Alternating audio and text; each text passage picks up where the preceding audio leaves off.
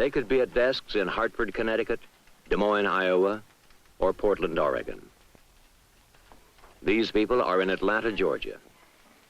23rd floor, underwriting department, Life of Georgia, an insurance company.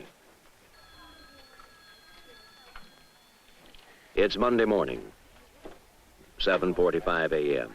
The workday is beginning.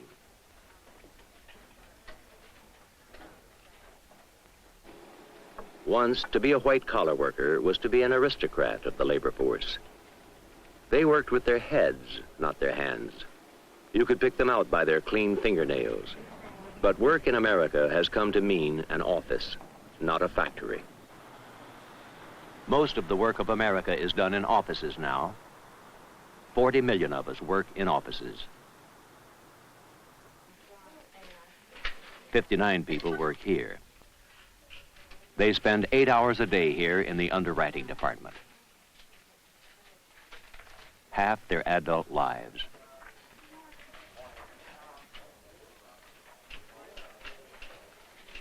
What they do here is decide whether the company should accept the insurance policies its agents sell. Jim York, senior underwriter. He worked in a Mr. Donut shop. He likes wearing a suit and tie to work now. Winnie Bray, underwriter. She left college when she got married. This is her first job. She's been here 5 years. For her, the job means independence. Gerald Paget is the boss. He has his own office, his own telephone, a Monet print on the wall. They believe in work, but most of them didn't choose the work they're doing. Many of them make less money than blue-collar workers, but most of them would not want to be blue-collar workers. They work at this job because it's clean, comfortable, and secure. They have no union, but they have medical insurance, work a 4.5-day week. They have a company cafeteria where they can get lunch at half price.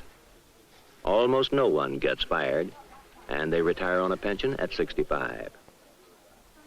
Sam Thompson, the assistant manager. He came here in 1946. He was 20 years old. He'll retire in 1991. What are you going to do between now and 1991? Just working a day at a time, try to take it a day at a time. That's what I try to live by right here. Just not live tomorrow, not live yesterday, but just a day. So another week begins at the office in the underwriting department on the 23rd floor at Life of Georgia.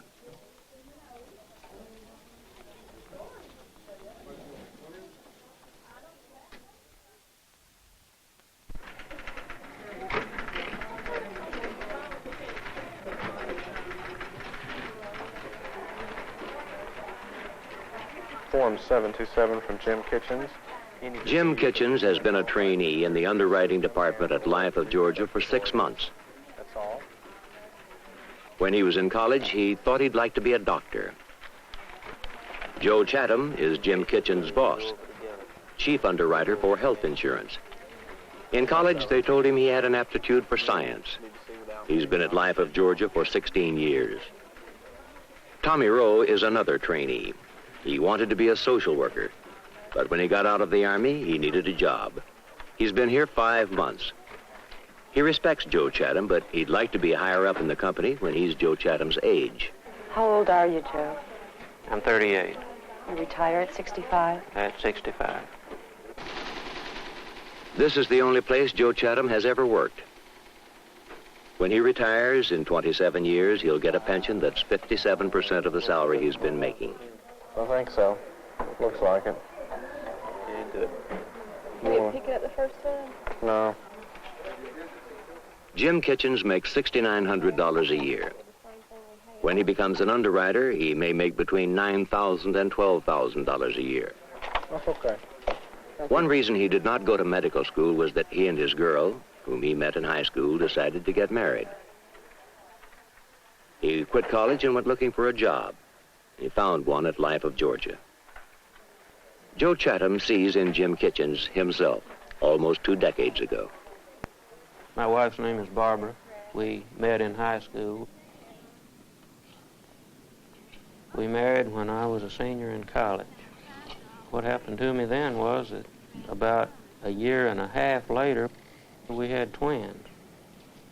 The money that other couples might have used at that point to have, new cars and better places to live. We had to use it for other purposes, but we got by. And I thought at one time that I would like to just give it all up and go to medical school, but there again, I guess the matter of security came in, and I had a family, and I just couldn't give it up.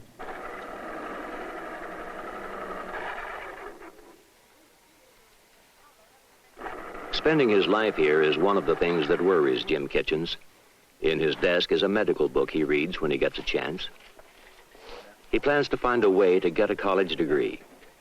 It will be at night, 2 nights a week. It takes a little longer that way, but it can be done. Joe Chatham did it. Tommy Rowe finished college, got his degree in art education. You're the first black male underwriter in this department. How did you feel when you first came in? Well, actually, I didn't look at myself in that way. In fact, I just felt like another person doing the job that I'm told and just being a regular member of the crowd. Being black, do you feel there's many opportunities open to you? Well, truthfully, I'd have to say no.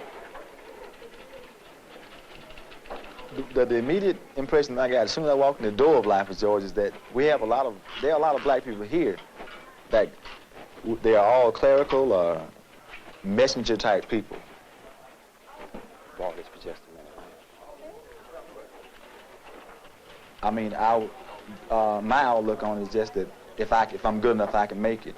But deep down inside, I know that there'll still be the inner feelings among other people, and people just don't change that quickly. You guys ready for a coffee break? Okay. What was your attitude about blacks before you came to work here? I'll be honest with you, I never thought about it. I didn't know any of them. My only contact with a black person was a maid we had when I was little, whom I just loved. Way back in the old days when we had the duck pen,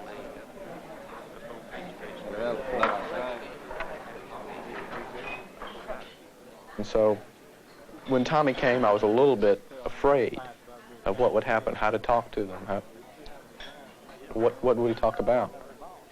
When I first got here, Jim was about the first person I met, and right from then on, we just stuck together because we realized that we were in the same situation. We were both underwriting trainees, and we started relying on each other for, support.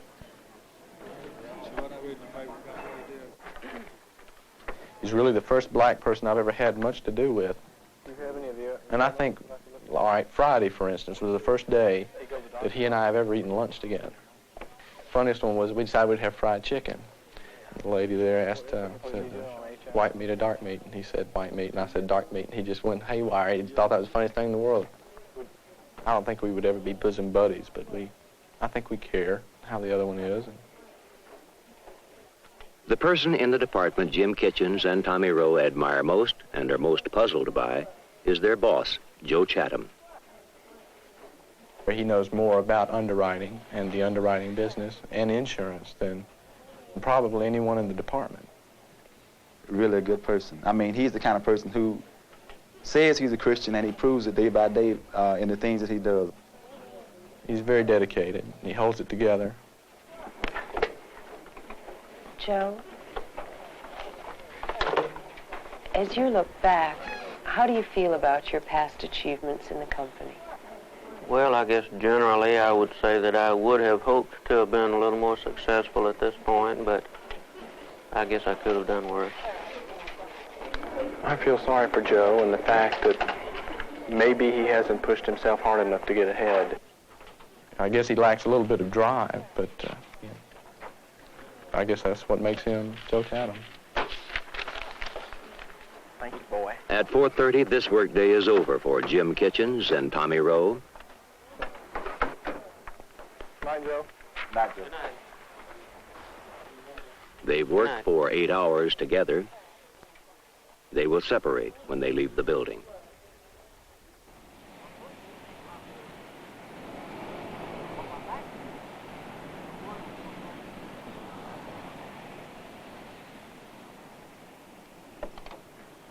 He comes from the richest section in Atlanta. And the place where I live is one of the poorest. But I live within the section they call the Summer Hill section.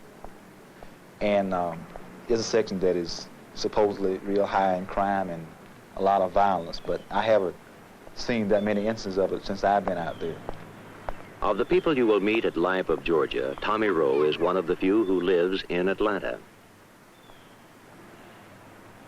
I live right across the expressway from the stadium. Most who work here live in the suburbs.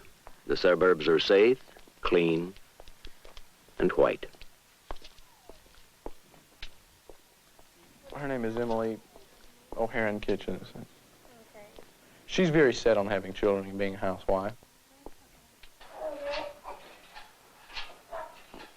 My wife's name is Patricia, and she's a school teacher. How's the day? Okay. It's good. How was your day, my man? Being married, I'm pretty sure, like everybody else, I want, well, first of all, I want security in any job that I have.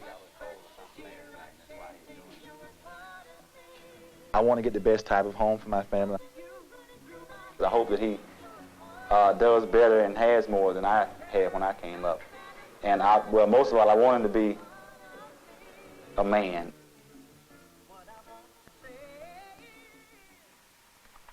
According to this, we can deduct a certain percentage. We're obviously not ready for children yet. I don't think either one of us are mature enough to start raising them. We got to raise ourselves first. I figure financially in about 2 years I can start marketing around for a small, moderate house. And Deduct all of it? Not a percentage? Okay. Yeah. Joe Chatham lives here in this house where he's lived for 14 years. Patty, do you have a Girl Scout meeting? He's thought about adding to the house, but he hasn't done it. He's thought about moving, but he hasn't done it. I have the same problems, I guess, that most people in my bracket have. I can recall when I first started to work, where I work now, that I would have thought at that time that anybody who made the salary that I make now would be on Easy Street. But with inflation and so forth, it's just not that way. I'm still a little bit toying with the idea of going on and studying medicine, but it would be a long, hard road, and I'd like to go ahead and start a family and things like that. And it would be very impractical, really, to subject my wife to about 1.5 years left of college, plus 4 years of medical school, then interning residency, and then opening the practice. By that time, would both be, I guess you'd be a little bit defeated in the whole thing.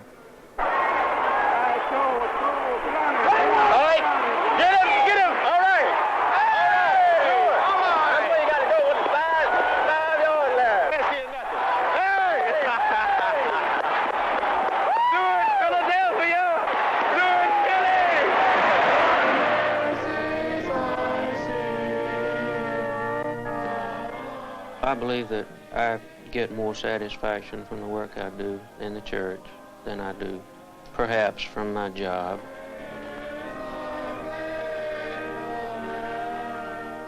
Now, maybe I would have thought when I was first getting started that by this time I would have more than I have. But I can also say that if you can't have everything you want and you can't be happy without everything you want, then you're a pretty miserable individual.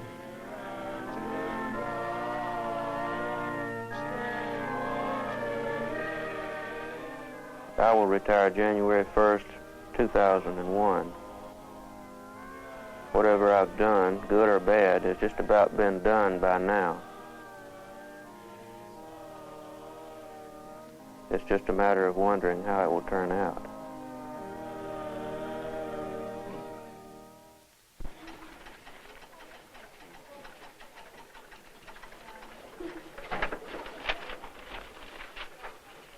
Of the 59 people in the underwriting department at Life of Georgia, 38 are women. Most are typists and clerks. Mary Benz is an underwriter. Mary, now that you're an underwriter, what do you see in your future? Really not much, because all the senior underwriters have been with the company a long time, and they are men. Do you think that men advance more readily than women? Yes. Mary, would you mind checking this, please? Okay. Mary Benz has been at Life of Georgia for 17 years. She's now an underwriter for health insurance policies under $5,000. If there were an opening for a senior underwriter, would a man be considered before a woman? Yes, I think so, because I feel like that the men get the better positions. Recently, they have opened or made the position of general supervisor, but, of course, that was given to Les Chesser, which had only been with the company a short while. Okay. I would have liked the position to have been discussed with me. And then, if the salary had been more than what I'm making, or I would have had a better chance for advancement, then I would have liked the position. And I think with 17 years service, I should have been considered. Les, would you put this postponed on the terminal for me? Okay. Les Chesser, who got the job Mary Benz wanted, is 28. He's been at Life of Georgia for 4 years. We have 2 female supervisors in our department, but they're sort of lax and they can't control the people they have now. So as far as putting over a larger group of people, they knew they couldn't handle it. So I think they look to a man in this respect. I've heard that a woman will work better for a man. I don't know if that's true or not. Joyce, why did you give up your job as supervisor? I felt I couldn't handle the job. I felt that the girls needed a man supervisor where there wouldn't be so much jealousy. And the girls seemed to be in a position where I could hurt their feelings too easy. And I didn't want this to happen. I would be proud to have a woman as the manager on my floor. I think it would be great. Diane Thomas, who processes new business. There's just no way. Just take Les, for instance. He doesn't know any more than anybody else does. That's the whole thing. The thing is, he's a man. Les Chesser supervises 33 people. They all happen to be women. But we are trying to change this at the present. We're looking into a few men to handle some of the clerical positions around here. We call it clerical section now, clerical jobs, because of the women's liberation. We can't call them women's jobs anymore.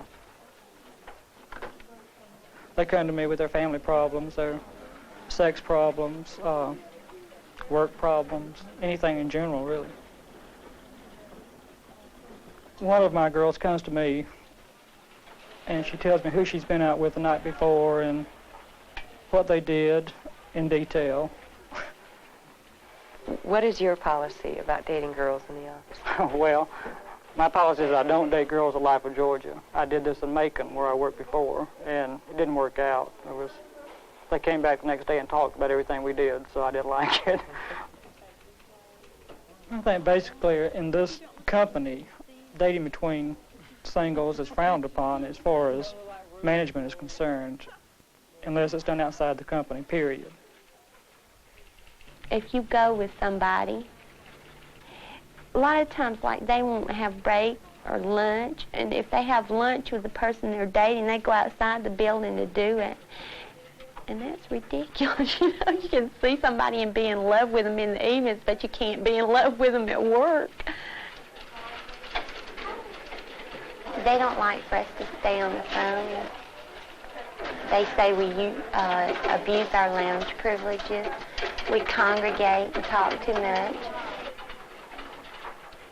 I feel like I'm treated like I'm in kindergarten. I'm 27 years old, and I don't think I need to raise my hand to come into the lounge. And I could get fired for saying this, but I'll have to live with that. Diane Thomas is one of the angry women on the 23rd floor. Others are not. My goodness, what's going on here? Happy birthday! Thank you very much. I wasn't expecting this. In fact, at my age, you don't really remember these things so well. Try to forget them. This is one of the things Joyce Palmer likes about working at Life of Georgia. It's Joe Chatham's birthday.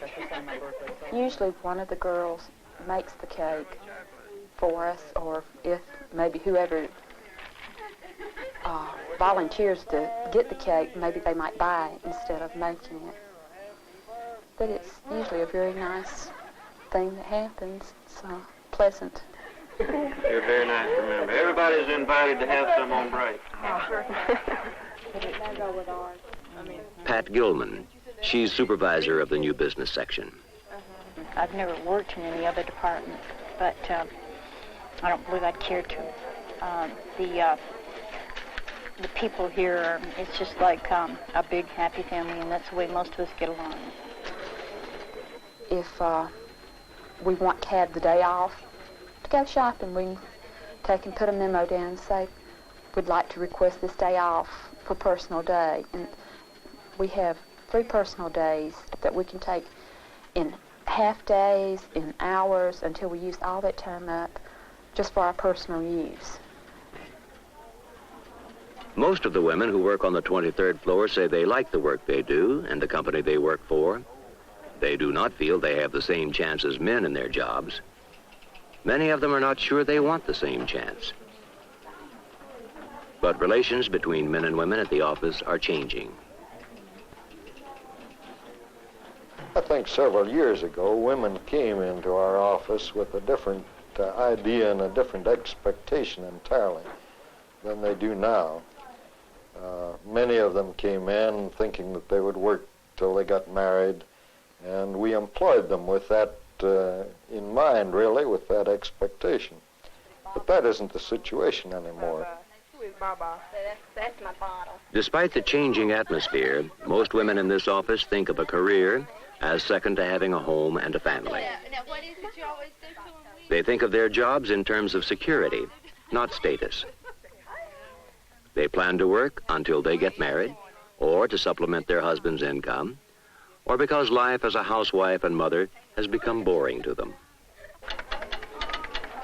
How do you see your future in this company? I feel I'll work here 2 or 3 more years at least. Being a new mother, there's always added expenses, which we'll always have to meet. And with the new cost of living, it's just impossible right now to quit. Well, we could live without me having to work, modestly, of course, but we wouldn't starve to death. But I'd rather work than stay at home. Linda Cooper, who supervises 4 typists.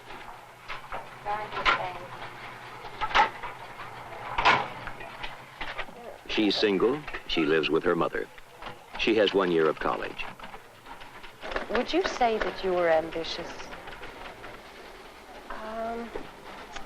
Yes, I'd say I'm ambitious.